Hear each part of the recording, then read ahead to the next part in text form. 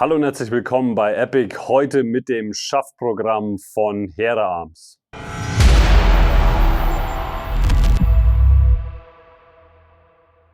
Die Firma Hera Arms aus Unterfranken hat es sich zur Aufgabe gemacht, für ihre ausgelieferten Waffen immer den passenden Stock parat zu haben und natürlich auch anzubieten. Wir stellen euch heute das Portfolio vor und gehen ein bisschen auf jeden einzelnen Schaft bzw. jedes einzelne Modell ein. Wir legen los mit dem Klassiker bzw. dem Standardmodell, dem CCS. Und wie ihr hier seht, haben wir einen einstellbaren Schubschaft, der auf die Standard AR15 Stocktube passt. Und der Schaft lässt sich im Endeffekt durch die seitlichen Knöpfe entriegeln und auf der Stocktube bewegen. Ihr habt hier auf der Unterseite die Riemenösen, in der ihr einen Standard Zollriemen einführen könnt bzw. einschlaufen könnt und natürlich die Möglichkeit auf den QD-Cups mit euren Standard QD Slings Wevels einzurasten bzw. einzuhaken. Für alle Gewichtsfanatiker unter euch, die vielleicht ihr aktuelles Produkt gegen den CCS austauschen wollen, der CCS kommt mit einem Gesamtgewicht von 268 Gramm um die Ecke. An der Hinterseite des CCS habt ihr ein Buttpad, was nicht dafür ausgelegt ist, den Rückschuss der Waffe zu dämpfen, sondern in erster Linie dafür zu sorgen, dass die Waffe sauber im Anschlag bleibt, egal mit welchem Hintergrund bzw. auf welchem Ausrüstungsgegenstand ihr arbeitet. Das ist auch abnehmbar, wie ihr hier seht, durch die zwei Schrauben. Und beim CCS handelt es sich hier um ein Zwei-Schalen-System, wie ihr auf der Oberseite und natürlich auch auf der Unterseite erkennen könnt. Das heißt, ihr habt zwei gespritzte Halbschalen, die zusammengefügt bzw. zusammengeklebt werden. Das Ganze tut aber der Stabilität des Schaftes keinerlei Abbruch. Auf der Unterseite vom CCS habt ihr nochmal ein eingebautes Gewinde, um die mitgelieferte Picatinny-Schiene auf der Unterseite zu montieren. Da habt ihr nochmal die Möglichkeit, Zubehör wie zum Beispiel einen Erddorn auf der Picatinny-Schiene zu fixieren. Ein oft erwähntes bzw. ein oft angefragtes Problem ist, wie bekomme ich den CCS von meiner Stocktube, wenn sie von Hera kommt. Das ist ganz einfach. Ihr habt der Mechanismus des CCS ist so ausgelegt, dass ihr nicht versehentlich den Schaft von der Stocktube runterzieht, egal wie tief ihr diese Buttons eindrückt. Und zwar geht es hier dann nur mit Tools. Das heißt, dieser Stift, der hier unten ausfährt, fährt so weit aus, dass ihr mit einem kleinen Imbus eingreifen könnt und dann habt ihr nochmal zusätzlich einen halben Zentimeter, den ihr ziehen könnt und schon kommt der Schaft von der Stocktube runter. Den CCS sowie auch die folgenden Stocks, die wir euch zeigen werden, gibt es in 3 Farbvarianten, und zwar einmal in der Farbe Schwarz bzw. Black, dann haben wir Tan bzw. Beige und natürlich OD Green. Also die 3 Klassiker immer im Portfolio von Hera Arms zu erwerben. Als nächstes machen wir mit dem HRS weiter. Das ist der Hera Rifle Stock. Wir haben hier eine Fixed-Stock-Variante, die ist nicht einstellbar und ist dafür gedacht, dass sie an einem A2 Schaftsystem beziehungsweise an einem, wie man es vom M16 kennt, mit einer Carbine Buffer Tube, also nicht der Stock Tube, sondern der Buffer Tube, den normalen M16 Festschaft abbaut und sich das mit einer leichteren Variante von Hera ersetzen kann. Früher gab es noch die Hera-Varianten, wo mit M16 Schäften bzw. mit der Buffer Tube von der M16 gearbeitet wurde. Also man konnte noch Varianten kaufen. Hier hat die Firma Hera nachgelegt, um diese klobigeren M16-Schäfte oder jemand, der vielleicht den klassischen Look der M16 nicht haben möchte und sich da ein bisschen in dem Gewicht ein bisschen einsparen möchte, hat hier die Möglichkeit, mit dem HRS nachzulegen und sich das als Tuning-Produkt anzuschaffen. Im Auslieferungszustand des HRS, wie wir ihn hier sehen, kommt der HRS mit den seitlichen Abdeckplatten, die ihr hier seht. Die werden einfach eingeklickt und ihr habt somit die Möglichkeit, eine geschlossene Kammer zu bilden am Schaft und da Ausrüstungsgegenstände wie zum Beispiel eine Boresnake oder dergleichen mit unterzubringen und immer dabei zu haben. Kurz noch zu den Features vom HRS. Ihr seht es selbst, und zwar habt ihr hier beidseitige QD-Cups, wo ihr mit den Standard QD Slings Wevels arbeiten könnt und natürlich auch wie beim CCS die Riemenösen auf der Unterseite und der Hinterseite, einfach um mit einem Standard-Riemen arbeiten zu können. Wie ihr schon gesehen habt, habt ihr auch hier auf der Rückseite vom HRS dasselbe Buttpad wie beim CCS. Und ihr seht hier, die Schraube ist im Lieferumfang enthalten und das ist im Prinzip eure Montageschraube, wenn der Schaft auf die A2 Buffer Tube aufgesteckt wird, kommt die Schraube hier rein und ihr dreht direkt den Schaft auf der Buffer Tube fest. Wie auch beim CCS habt ihr beim HRS auf der Unterseite eine eingebaute Gewindebuchse, um das mitgelieferte Picatinny-Teil auf der Unterseite fixieren zu können, um Ausrüstungsgegenstände bzw. Anbauteile wie zum Beispiel einen Erdsporn sicher zu installieren. Auch wie beim CCS sagen wir euch hier noch das Gewicht, und zwar haben wir hier ein Gesamtgewicht bei dem HRS-Schaft von 398 Gramm. Ein weiteres Produkt für die A2 bzw. die M16 Buffer Tube ist der HRS Lite. Ihr habt hier den HRS in einer nochmal abgespeckteren Version und ihr reduziert hier beim HRS das Gewicht fast um die Hälfte. Ihr habt hier ein Gewicht von 250 Gramm. Der Sinn dahinter ist natürlich selbsterklärend, weil wir hier nochmal eine massive Gewichtsreduktion und natürlich, was die Führigkeit der Waffe und natürlich das Gesamterscheinungsbild der Waffe sehr, sehr stark reduziert.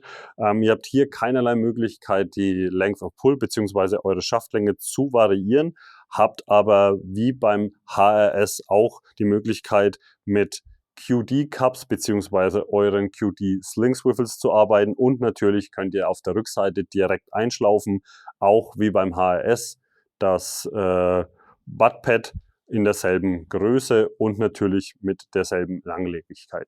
Das einzige Feature, das ihr nicht habt beim HRS Lite, ist die Gewindebuchse auf der Unterseite, um eine Picatinny-Schiene zu montieren. Aber wer sich diesen Schaft hier montiert, der kann auf Erdsporn und dergleichen sowieso verzichten, weil hier geht es primär um die Führigkeit und natürlich auch um die Gewichtsreduktion an der Waffe. Beide Schäfte HRS und HRS Lite bekommt ihr natürlich auch in den Wagenfarben Schwarz, Tan und Oli Green. Eines der Schaftprodukte von der Firma Hera Arms ist natürlich das CQR Schaft Set.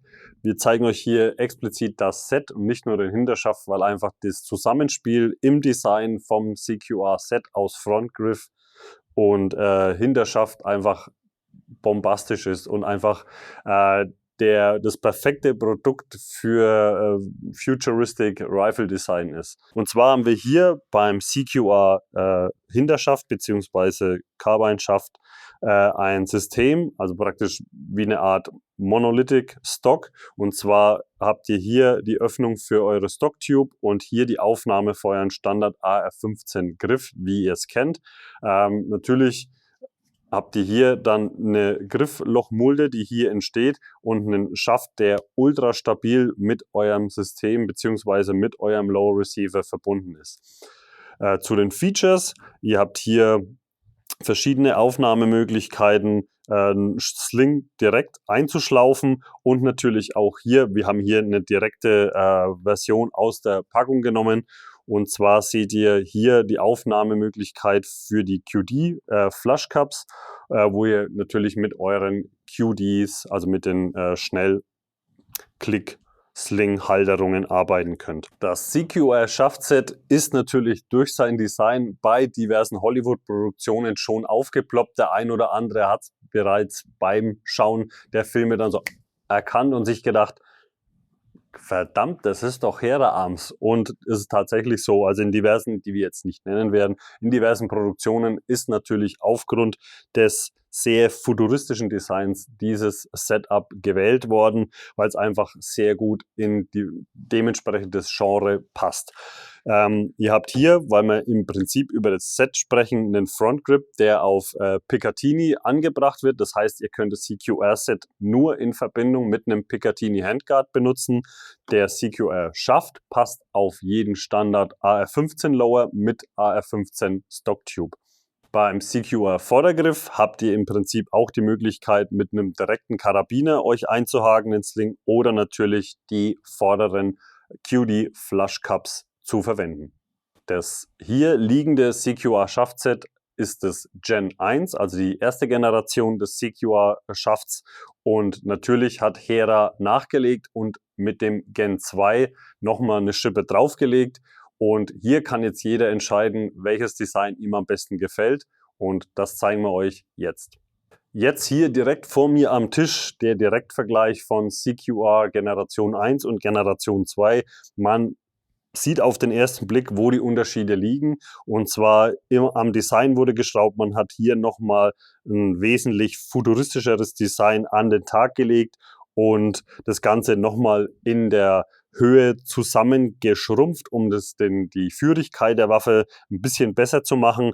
Am Vordergriff beziehungsweise am Vorderschaft, muss man ja fast schon sagen, wurde einfach ein bisschen an der Reduktion vom Material gearbeitet, um das Ganze leichter zu machen.